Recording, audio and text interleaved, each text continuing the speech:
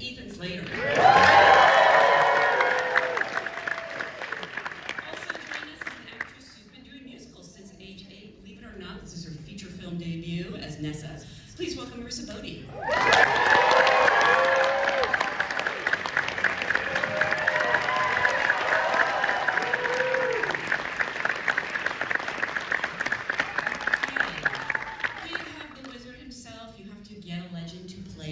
Please welcome Jeff Goldblum.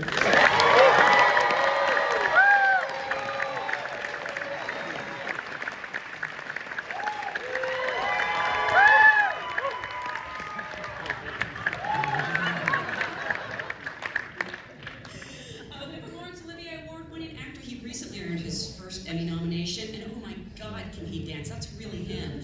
Please welcome Jonathan Bateman.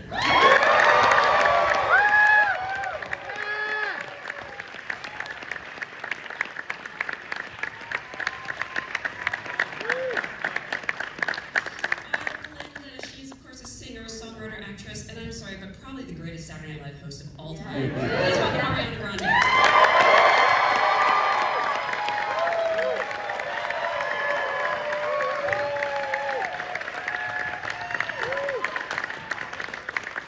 And we have a Tony Award winner, 2-time Academy Award nominee, who just broke all our hearts. We all knew she's amazing, right? But I don't know if you're prepared for how amazing she is as Elphaba. Please welcome Cynthia Erivo.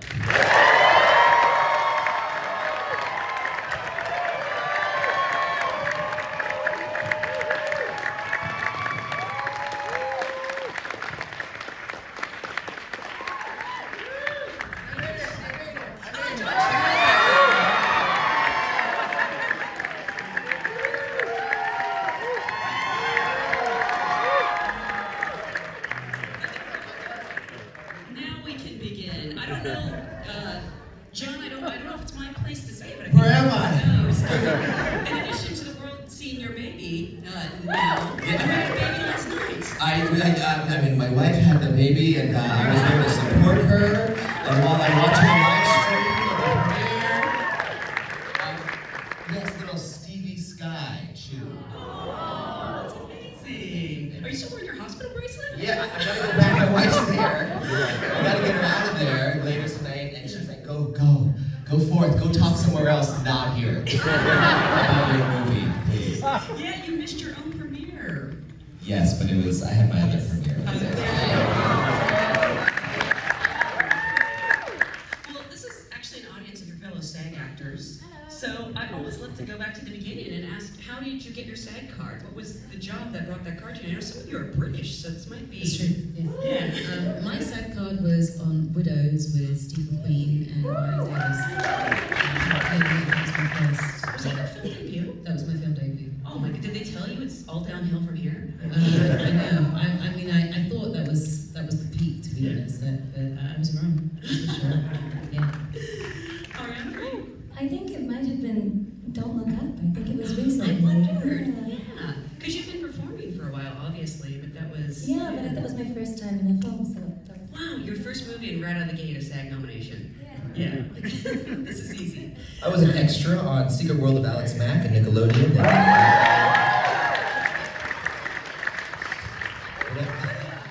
Well, you can see me in the background. That was a soccer game. It's good. I knew it looked familiar.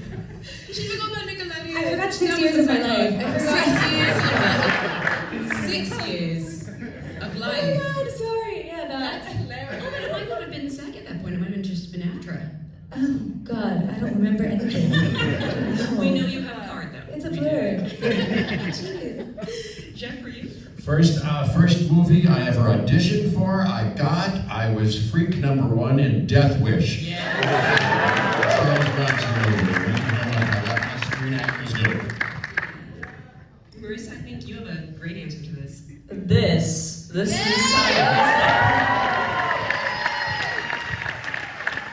what a great one for it to be for. Ethan, for you? Yeah, I'm not 100% sure, but I feel like it was Law & Order SVU. Probably one of Law & Orders. I mean, How many of the, as a New York actor, how many of the Law & Orders have you done? that's the only one I've done, but it felt like I was joining an illustrious group of theater actors who had played various roles on that show. Well, you're not really a Broadway star until you can put in your bio, Law and Order. That's right. Yeah, I haven't so done it. Oh no! What happened? Sorry, you can't be a Broadway star. I guess the TV didn't go. We're gonna have to take it back. All that work for nothing. Jonathan, for you? Mine was Fellow Travellers. 2 years ago.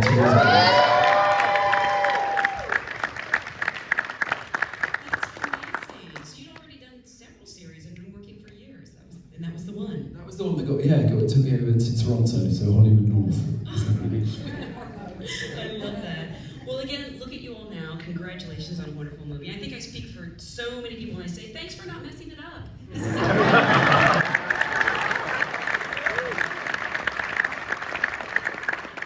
And, Cynthia, I mean, obviously, we all knew you were going to be amazing, and you've played some iconic roles before, Harriet, The Color Purple. Was Alpha one that always interested you? I don't know if Wicked was going on while you were in, The Color Purple, and you were kind of like, maybe you could duck into that for a night. Wicked was going on. I saw it first when I was in London and knew the music before I'd seen the show. So when I saw the show, I think it's the thing that made me think, oh, I could probably do a musical. I think I might enjoy doing musicals. But that particular role has always stuck out to me.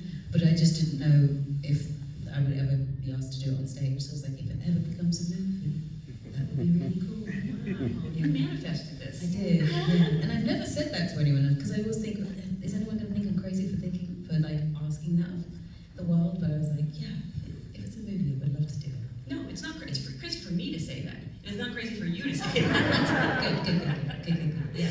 And Ariana, you've been acting and performing for most of your life, but I have to imagine Glinda was like anything else. What did it mean to you to land this role, and how did you prepare? Was it different from anything you've done before? I mean, definitely. There were so many, reasons why I wanted to do this, but I definitely wanted to earn it.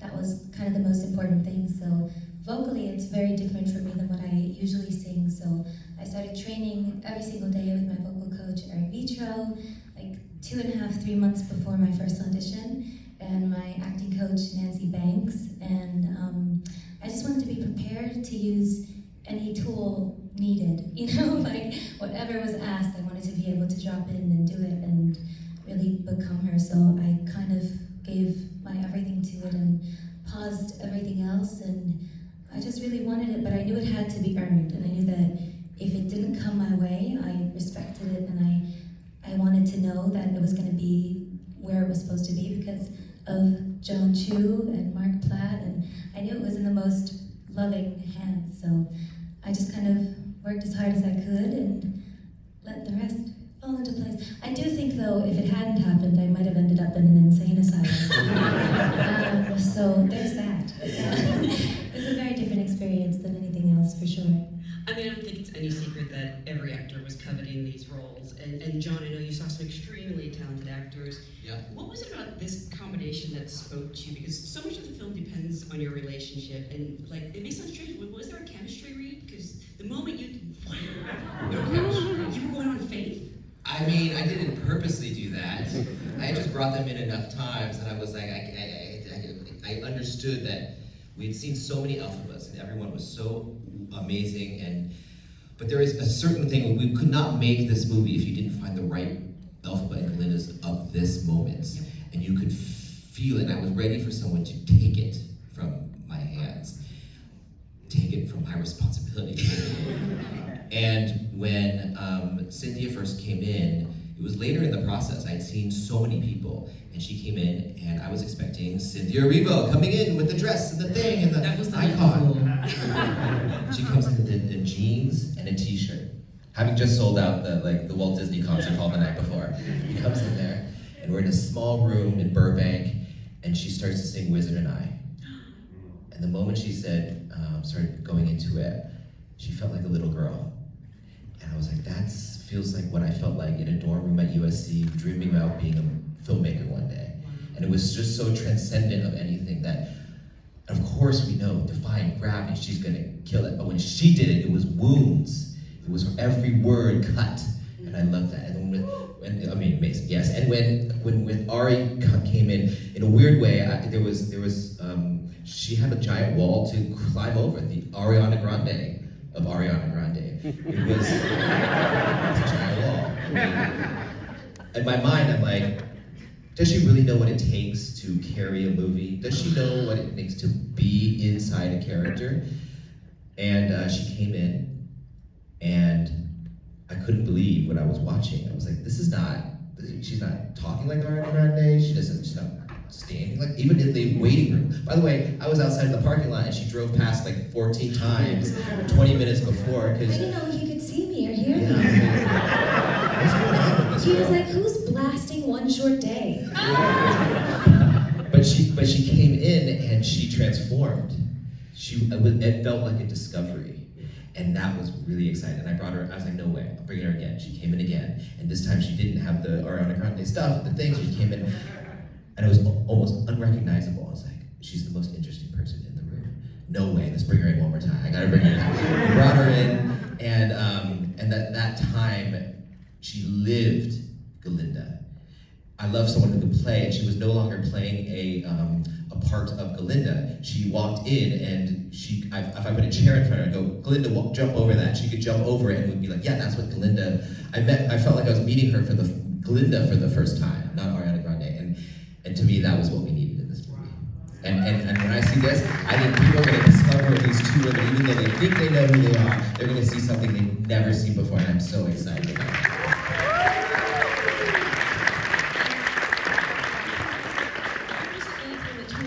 Met each other? Was it a table read, or did you? Was that No, the house? it was at her house. On my floor. We just sat and chatted, and it was kind of. What did you talk about? Everything. We talked about everything and nothing. Anything. Yeah. Yeah. And But we we- just hit it off. It was easy. Yeah. Easy. We had like berries. Yeah. Some carrots. Popcorn. Popcorn, water. And we just giggled and, I felt an immediate safety. Yeah. And we kind of made a pact to really take care of each other. To be really honest with each other. Yeah. To make space for each other when we needed it. Were you at all intimidated though? Because that's Cynthia Erivo. I know. Of course I was. I was so You going to her nervous. house? I know. I have I'm Here bootleg on my desktop. No, literally, I love that performance. I was shitting my pants. But she's just the warmest human being, and we were just so open immediately with each other, and I think that promise that we made to each other and how we kept it and how it strengthened along the way is one of the things that we're proudest of. Yeah. Yeah. Some of the best things are things that you haven't seen. The way we function together, take care of each other. That's one of the biggest things that I will take away from this. That's fantastic. Jonathan, I feel like Fiara's almost a third wheel in this relationship. And I've been lucky enough to see you on stage before, so I know you can do anything. But I was so blown away by your work here, and we're just going to spend the rest of our time talking about your dancing through life choreography.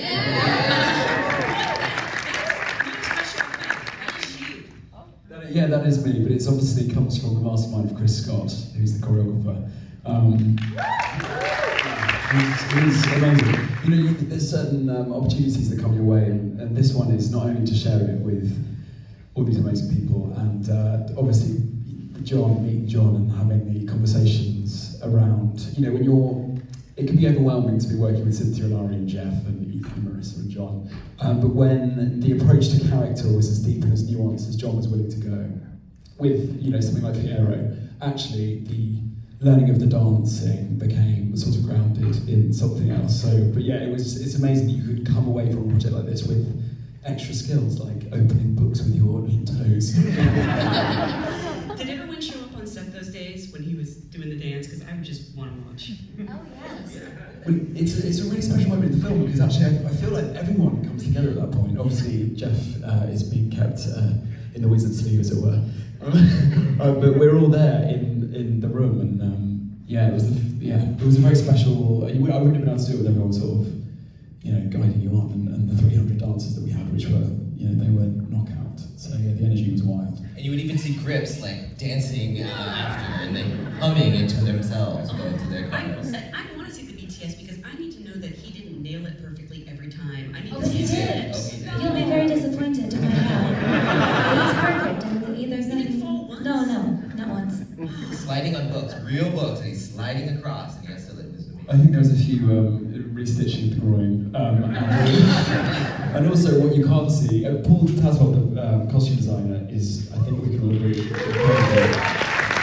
And with his experience in theatre, he also approached the costume design in a way, the shoes were made to look incredible for Fiera and to hold the posture, but also to dance in. But I also overheated in that costume so extremely that I had tubing underneath, and I would plug into an iced bag of iced water that would be pumped around my body to lower my temperature. And at some points I was seen sort of running around naked, like a little toddler, because I had to change completely because I was so hot and bothered. But yeah, it shows in those moments that how much work goes in from all departments to make a dance number like that possible. John, please release the BTS. What's coming? Exclusive on Target and Walmart and hashtag. Jeff, everyone knows you. You're such a talented musician and actor, and you seem made for musicals, but I don't think you've done one, at least on screen, since Earth Girls Are Easy. I think I know what you said. Is this the first musical I've done in a movie? Like signed a movie? Yeah. Had you been looking for one to showcase your skills? Have I been looking for one? Yeah. No. Just came upon me. I jumped for joy. That's all. I've had experiences with musicals on stage a little bit here and there. I play a little music, but no, this was just a fantastic, over the rainbow kind of discovery. What usually draws you to a role? Is it the people involved, the material itself, or sometimes it can just be the script? Were you familiar with Wicked before this? Oh yeah. I loved the movie, of course, in a big way. I saw Idina Menzel and Kristen Chenoweth when they first were on Broadway. I was crazy about that, cried my eyes out of that. Fantastic. So yeah. I knew it. Yeah. I was crazy. Oh, and what draws me to a role? Well, many things. There are many boxes that we know that we need to check. These days, and over the course of these decades, I've come to put the director at the top of the list. You can't be good unless the movie is good. The movie can't be good unless the director is good. And in this case, what a shining example. There are 100 and 1,000 ways to make this into a not such a great movie, right? Somebody else could have done it. But it's your responsibility mainly and your credit for making this as some have said, masterpiece that it is. That's a tricky thing. And I agree. And we could have done our best actors can do, it's okay, but if the movie doesn't work, it doesn't work. Or if we're not used well and then edited well and helped a lot by a lot of things that is his responsibility, it's not going to work. So that's the main box you want to check. So that's all I want to say for now about that. You record that, you send it to my mom. So thank you, billion thanks. Marissa and Ethan, you both have these massive theater backgrounds, but you're fairly new to film. I'm sorry, Marissa, I keep saying it's your film debut. I can't believe it, not just because you're so good, but you feel so assured and confident in this. Can you talk about sort of how you came to the roles, but also, did the stage prepare you for the screen? How are they different? How are they similar? Did you have to, learn that you don't have to project to the back row when you're on film? Yeah, my audition and my self-tape came a lot later, and when I saw it in my email, I definitely was like, oh my god, this is wicked, I'm gonna put my back into this. And yeah, I feel so lucky and privileged to be a part of everything, and for this to be, like you said, my main breakout role, and also to be the first ever authentically cast disabled Nessa. That means the absolute best. I guess in terms of from the stage to movie, I did go to a performing arts college, which we learned a lot about the difference between stage and film. So I think I had a bit of technique already on the back burner a little bit. And so I definitely took that with me, definitely read in between the lines of the script so I could take those subtleties and really put that into my character and really think about the thought process of my character. I journaled actually as my character, just to fill in the blanks that may not have been written in the script, and that was also very helpful. And Ethan, for you, what was that? I mean, you were on Law and Order, but what was the learning curve like? Yeah. No, I think it's funny because it feels like an obvious thing to say in some ways, but the audience is just really different when you're on stage versus on film. And when you're playing to a house, you have to play almost as though the person in the back row is your scene partner. But when your scene partner is right in front of you, you can just play to them. So I think that it didn't feel like a shift in. A lot of people talk about it as big or smaller projection. It was just easier to play to the people that are nearby, even in moments where you're singing, even when you have the heightened sort of musical theater thing happening where emotions are so big you can't say them, you have to sing them. You can just sing it to the person in front of you. And fortunately, again, kudos to John and everyone up here. Like, our scene partners were across the board the best in the world and just so generous. So singing and having a scene with Marissa felt really easy and calm, and I didn't have to worry about the back of the house. But I will also say that being a part of the theater community and coming into Wicked, it felt like a really big benefit in a lot of ways because it's such a big part of what created my sense of musical theater and my sense of storytelling. And so I have the privilege of being good friends with like 15 people, 5'7" or so, who have played Bach before. And I got to sort of take from them and like by osmosis, like sort of feel what their versions of Bach might have been over the years, and then like let go of it and forget that ever happened so that I could play Bach on my own. And I think a lot of that had to do with my experience in the theater community. Yeah. Well, and this set feels like such a community as well. It feels so immersive. I mean, so much went into making this world look phenomenal. How much did it help you all as actors to put on those clothes? You know, to like really lock in the characters, but also be on those sets that are just, they're so immersive, and you look around, you know, when you see the world of Oz, how much does that help you? Yeah. Oh, hello, so much. I mean, I think the detail. I met John Chu for it's always a question, but I met you for a chat about before I was invited to play Fiero, and when I say that the vision of the film was so realised in his head that he's talked through the first 10 minutes of storyboard. He'd storyboarded the film.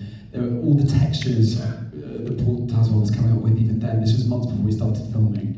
There was such honesty and truth and detail in the work of all the creative departments. So when you're then arriving on set and you're wearing that and you're experiencing it and you're touching it and you're dancing on it, and you know, even the books that I carelessly threw and kicked, there were incredible chapters written about the history of witchcraft and munchkins, and it I think only adds to the honesty and the truth of all performances. You know, obviously particularly the two girls, but that all comes from Mr. Chu. And it's, again, once in a lifetime, I think, opportunity, and it's just the experience of it. I mean, I watched Charlie Chocolate Factory growing up, and all the big,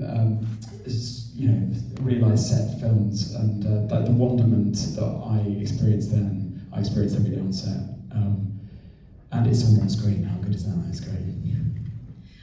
The books, are there actually books like written, like we could get them somewhere, again at Target or Walmart?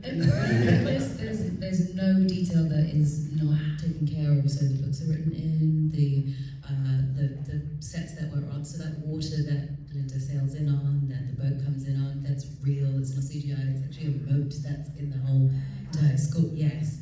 And I know you think like, oh, how do you build a river around a boat? Well, John to make sure that happens. Planted 9 million tulips. 9 million tulips. Like, so the set is the set. It's a world that was built for us to exist in. The classrooms are real. So that wonderful moment where the windows close in Dr. Dillman's class, that happened on set. So I watched the windows close and can like be amazed by what's happening around me, and we have all those little detailed things. Her wand, my broom, my hat.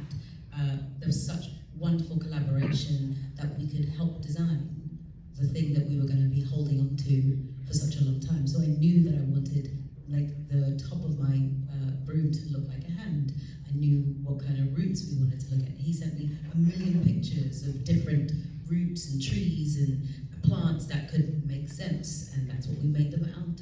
and we saw the first model, and then we could see the second. That's how detailed every single thing. And it's the mangrove root, which when they merge together, they turn into one. So far that scientists have a hard time to decipher the DNA, whether it's two roots still or one. Right. And that's what we thought was really helpful in that. That's how detailed it is. But I'll tell you the reason why, and it comes back to this cast here, is that I feel like we made a deal with them. We made a deal with actors of this caliber. I disagree with Jeff that it's up to the director to make these performances. I've made films with my friends, and I cannot make their performances better. I cannot get actors are the co-authors of this, 100%. And it goes back to our discussions about what the seeds of this, of our approach for this movie was, which is an examination, and we have to get to a reality. What they did was they met the characters of where they're at. And what I mean by that is the reality of a place that doesn't exist yet. And so we went back to what is Oz.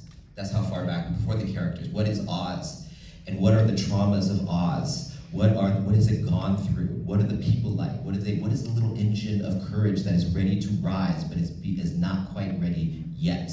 And what do these characters, and that's why we showed, Shiz University to have a history with animals. That's why the emblem falls off and you see the animals behind it, which we'll get into later. And it's why we show the